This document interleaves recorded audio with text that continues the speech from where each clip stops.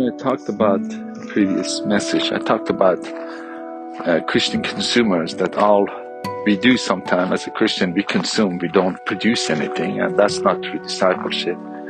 And another point I want to make that came to me, that at least they are consuming to a degree, they're healthy, and they get packaged food from others, but still they are consuming something. But then there is another group of us as believers that we don't consume anything.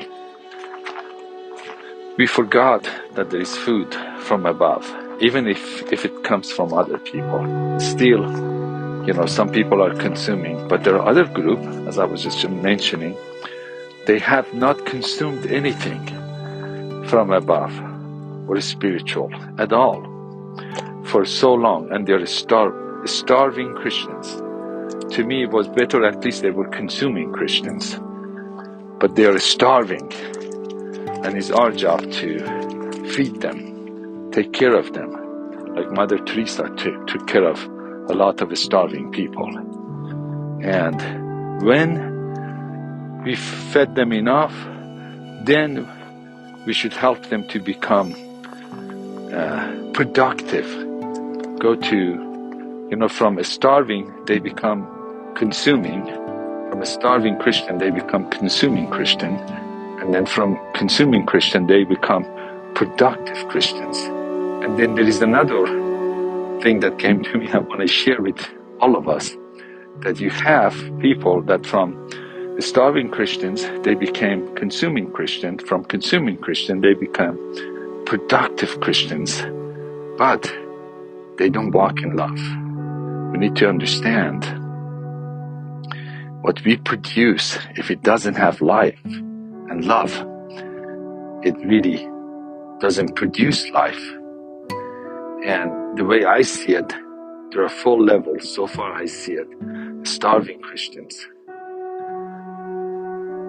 consuming Christians, productive Christians, that they get message from above. That's why Paul was saying, if you know all the ministry, if you could speak all the languages of angels, and if you could know all the mysteries, those are productive Christians. They could hear from above. But if you do not love, you are nothing, and it doesn't profit you anything. Meaning that there is another level. Those Christians or those followers that they walk in love, they are the true productive people in this planet. But still they have to consume from above too. And you cannot constantly love if you do not receive manna and love from above. But always remember, we are going that way to be a disciples of love. These are not teaching, I'm just sharing what comes to me. Is like a window and it's a door for all of us to start to travel. But I just wanted to get our attention to what I saw and share it with you guys. Love you. And remember, you're listening to hopefully to this message, but my desire now is for you to get even the message that I'm getting, even a higher level of messages that I am getting one day, that you will share with other people as well. That is my prayer for you, that the Lord would give you even a triple anointing, that whatever I carry, you guys would carry, that you would start to get to walk the walk I'm walking, and maybe some of you are. That's wonderful.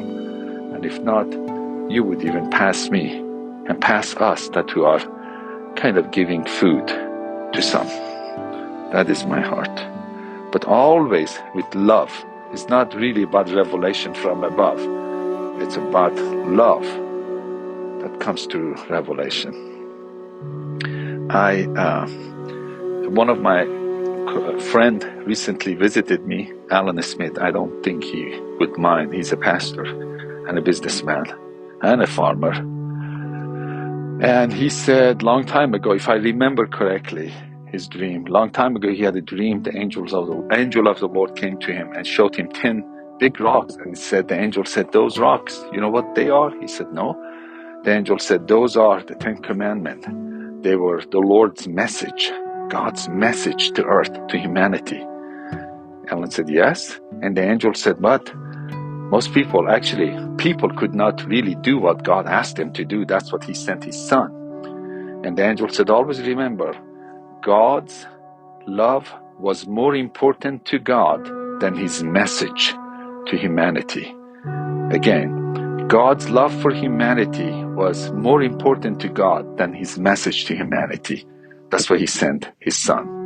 And the angel in the dream told my friend Alan that always remember, the message is important that you are sharing, but your love has to be always more important to you than the message that you're bringing from God to people. That's what I was saying.